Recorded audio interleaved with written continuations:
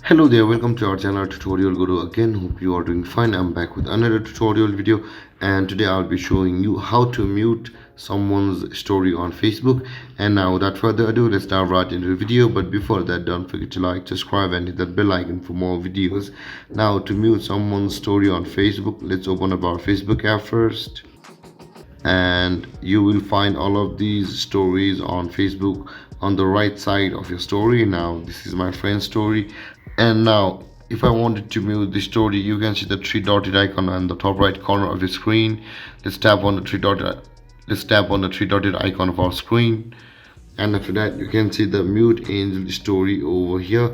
If I wanted to mute that, or if you wanted to mute your friend's story on Facebook, you need to do the same. And now to mute their story, let's tap on mute story, and let's again tap on mute, and the story will be muted, guys. And there, guys, this is how you mute someone's story on Facebook. And if you have any confusions or questions regarding the topic, don't hesitate to comment in the comment section below, and don't forget to like, subscribe and hit that bell icon for more videos. Thank you for watching, guys. Peace.